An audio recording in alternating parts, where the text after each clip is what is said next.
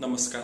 Teacher history maker group के अंतर्गत मेरा मोबाइल मेरी शिक्षा के तहत ही अध्ययन कर रहे हैं। तो हम लोग आगे चलते हैं। अभी तक हम लोगों ने 3 तरह के प्रश्नों को देखा। एक वस्तुनिष्ठ, दूसरा खाली स्थानों की पूर्ति करें, तीसरा भौगोलिक कारण बताएं। उसके बाद हम चौथा जो है लघुत्तरीय प्रश्नों को देखेंगे। पहला प्रश्न है, जाड़े के दिनों में भारत में कहाँ कहाँ वर्षा होती है। तो जाड़े के दिनों में हम देखते हैं कि लौटती हुई मानसून, चूंकि तापांतर में अंतर हो जाता है, दैनिक तापांतर काफी अंतर उत्पन्न हो जाने के कारण उत्तर पूर्व मानसून या लौटती हुई मानसून के कारण तटीय क्षेत्रों पर वहां पे चूंकि तापमान सम रहता है तो उन क्षेत्रों पर इसका प्रभाव होता है और इसके कारण उड़ीसा, आंध्र प्रदेश, तमिलनाडु, केरल, इन सारे तटीय क्षेत्रों में बारिश चक्रवाती तूफान के कारण होता है। फिर दूसरा प्रश्न है, फेरल का नियम क्या है। तो फेरल का नियम एक स्थल भाग पर या पृथ्वी पर चलने वाली अस्थायी पवनों के रूप में यह लागू होता है कि पृथ्वी अपने घूर्णन गति के कारण पवने जब विषुवत रेखा को पार करके उत्तरी गोलार्ध में चलती है तो वह अपने दाहिने ओर मुड़ जाती है, और वहीं जब पवने दक्षिणी गोलार्ध में चलती है विषुवत रेखा को या भूमध्य रेखा को पार करके दक्षिणी गोलार्ध में चलती है तो वे अपनी बाईं ओर मुड़ जाती है। यही पृथ्वी के घूर्णन गति के कारण अस्थायी पवनों में या चक्रवाती पवनों में यह देखने को मिलता है, जिसे फेरल के नियम के अनुसार हम जानते हैं। फेरल के नियम का 3 डायमेंशनल फिगर हुआ। इस तरह अगला प्रश्न है कि जेट स्ट्रीम क्या है। तो जेट स्ट्रीम एक संवहनीय धारा है। ये समताप मंडल में चलता है। समताप मंडल में जो 12 किलोमीटर या 14 किलोमीटर तक की ऊंचाई वाले क्षेत्रों में या समुद्री पवने हैं, उनके अनुसार ही ये अस्थायी रूप से चलता है, जिसे इसका नाम जेट स्ट्रीम दिया गया है और इसका प्रभाव पड़ता है और ये एक ही दिशा से समान रूप से चलती है, इसलिए इसे हम जेट स्ट्रीम के नाम से भी जानते हैं। फिर चौथा प्रश्न है, भारतीय मानसून की 3 विशेषताएं बताएं। तो भारतीय मानसून की 3 विशेषताएं, बहुत सारे विशेषताओं को हम लोग चर्चा कर लिए कि जब यह समान रूप से पहले आ जाती है तो किसानों के लिए खुशी लाती है, लेट से आती है तो अनावृष्टि से किसानों की खेती प्रभावित होती है।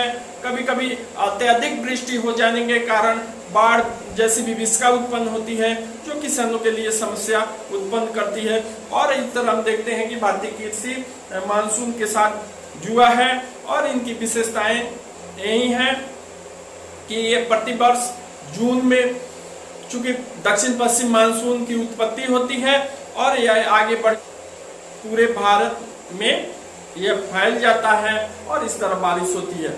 5वां प्रश्न है, लू से आप क्या समझते हैं। लू जब उत्तरी गोलार्ध में सूर्य उत्तरी गोलार्ध की ओर अग्रसर रेखा पर अगर सूर्य की स्थिति होती है तो वहां पर अत्यधिक गर्मी उत्पन्न होती है, जिससे तापमान में औसत तापमान में वृद्धि हो जाती है और उसके कारण जो हवाएं चलती है उत्तरी पश्चिमी भारत में, उसे हम लू के नाम से जानते हैं। वहीं काल बैशाखी के नाम से हम पश्चिम बंगाल में उसे जानते हैं। अगला प्रश्न है, मानसून का विस्फोट क्या है। तो जब सर्वप्रथम मानसून जून के महीनों में यह तापमान में परिवर्तन होने के कारण एकाएक बारिश का मौसम शुरू होता है या गर्जन तर्जन के साथ चक्रवात उत्पन्न होता है और बारिश होती है, जिसे मानसून विस्फोट के नाम से हम जानते हैं। फिर अगला प्रश्न है, भारत के अत्यधिक गर्म और ठंडे क्षेत्रों का नाम बताइए। तो भारत का सबसे अधिक गर्म क्षेत्र जैसलमेर है जो राजस्थान में है, और द्रास जो कारगिल या जम्मू कश्मीर का भाग है जो सबसे ठंडा क्षेत्र है। दीर्घोत्तरीय प्रश्नों को हम देखते हैं तो दीर्घोत्तरीय 6 प्रश्न हैं और इन 6 प्रश्नों को हम थोड़ा सा चर्चा कर लेते हैं। इसको विस्तृत रूप से आप अध्याय को पढ़ेंगे जो हमारे अलग अलग खंडों में विभाजित वीडियो लेक्चर है, उसमें सारा स्पष्ट हो जाएगा, उससे आप अच्छे ढंग से हल कर सकते हैं। पहला है, भारत की मानसूनी जलवायु के क्षेत्रीय विभिन्नताओं को सोदाहरण समझाएं। तो इसका क्षेत्रीय विभिन्नता क्या है इसको आप देखिएगा। जलवायु का अलग अलग खंड 4 खंड है तो उसमें आपका स्पष्ट हो जाएगा। भारत में कितनी ऋतुएं पाई जाती है, किसी एक का भौगोलिक विवरण दीजिए। तो भारत में मुख्य रूप से 6 ऋतु है जो हम लोग चर्चा कर लिए हैं। उसमें 4 मुख्य है, ग्रीष्म, वर्षा और शीतकाल, शीत ऋतु। तो इन्हीं चारों ऋतुओं में से किसी एक ऋतु के बारे में आपको मुख्य रूप से स्पष्ट है वर्णन कर देना है। फिर अगला प्रश्न है, भारत की जलवायु के मुख्य कारकों का स्पष्ट करें। तो भारत के जलवायु के मुख्य कारकों जो हम लोग जलवायु को प्रभावित करने वाले अलग अलग कारकों का अध्ययन किया है, दूसरा खंड चैप्टर का, उसमें देखिएगा तो सारा स्पष्ट हो जाएगा। जेड धाराएं क्या है, भारतीय जलवायु पर इसका क्या प्रभाव पड़ता है, ये सब भी हम लोग पहले जलवायु चैप्टर के पहले भाग में देख चुके हैं। अब पुनः उसको देखिएगा वीडियो को तो पता चल जाएगा। फिर है, भारत में होने वाली मानसूनी वर्षा एवं उसकी विशेषताओं का वर्णन करें। इसको हम विशद रूप से बताए हुए हैं मानसून में। फिर अल नीनो और ला नीनो को स्पष्ट कीजिए। अल नीनो ला नीनो भी पूरे विस्तृत रूप से स्पष्ट किया गया है, उस वीडियो को देखिएगा तो इन सारे प्रश्नों को आसानी से आप हल कर लेंगे। अगला है मानचित्र कौशल। पहला है कि पूर्ण पृष्ठ पर मानचित्र बनाकर और निम्न को दर्शाएं। सबसे पहले आपको डेली मानचित्र बनाने का प्रयास करना चाहिए। ज्यादा से ज्यादा आप प्रयास बार बार करेंगे तो आपका मानचित्र स्पष्ट बनने लगेगा। जैसे कहा गया है, करत अभ्यास जड़मति होत सुजान रसरी आवत जात से सिल पर पड़त निशान। वैसे ही लगातार अभ्यास करने से आपका मैप लगातार 1 बार 2 बार 3 बार थोड़ा गलत होगा, लेकिन लगातार आप अभ्यास करेंगे तो आपका मैप बढ़िया से बनने लगेगा और आप सब चीज दिखा सकते हैं। इससे प्रश्न आता है और यह कंपटीशन के दृष्टि से भी महत्वपूर्ण है। पहला है कि 400 सेंटीमीटर से अधिक वर्षा होने वाले क्षेत्र, तो 400 सेंटीमीटर से अधिक वर्षा होने वाले क्षेत्र जो पूर्वोत्तर राज्य हैं उसमें मेघालय, मणिपुर, ये सब असम वाले क्षेत्र आते हैं। यहाँ पर 400 सेंटीमीटर से ज्यादा वर्षा होती है। 20 सेंटीमीटर से कम वर्षा वाले क्षेत्र, तो 20 सेंटीमीटर से कम वर्षा वाले क्षेत्र राजस्थान के पश्चिमी भाग है। उसके बाद है भारत में दक्षिण पश्चिम मानसून की दिशा। भारत में दक्षिण पश्चिम मानसून की 2 शाखाएं, एक बंगाल की खाड़ी से चलती है, एक अरब सागर से। तो अरब सागर से चलने वाली शाखा बंगाल की खाड़ी के क्षेत्र से चलने वाली हवाएं, तो इसका ऐसे ही वितरण है।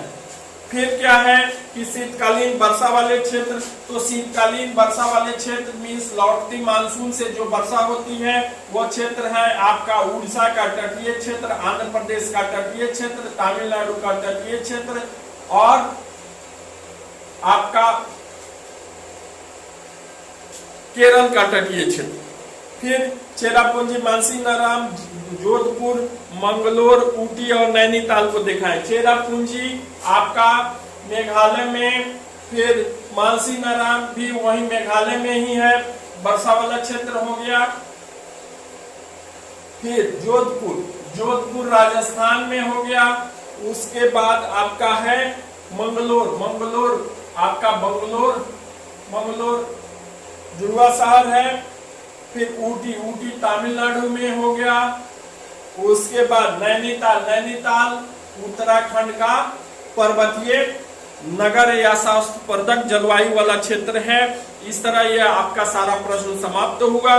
परियोजना कार्य है कि आप एक तालिका बनाएं जिसमें मौसम और ऋतु के अनुसार गीत, नृत्य, भोजन और विशेष सामान वस्तुओं को सूचीबद्ध करें। तो आप जिस क्षेत्र में रहते हैं, बिहार के जिस क्षेत्र के आप निवासी वासी हैं, उस क्षेत्र के मौसम, ऋतु के अनुसार जो गीत गाया जाता है, स्थानीय गीत को, स्थानीय नृत्य को, ये सब अपने अगल बगल जाके और पता लगाएं। भोजन को विशेष रूप से किस मौसम में कौन सा भोजन किया जाता है, और वस्तुओं की एक सूची बना लेना है। और इस सूची को आप अपने वर्ग शिक्षक या जो आपके सब्जेक्ट के शिक्षक हैं उनसे दिखाइए, और इस तरह आप अच्छे से अपनी तैयारी कीजिए। इस तरह हम लोगों ने जलवायु जो नवंबर के चौथा अध्याय है उसको देखा, उसके प्रश्नों को देखा। अब मिलते हैं हम अगले वीडियो में भारत की वनस्पति और उसकी प्राकृतिक स्थिति को लेके। धन्यवाद।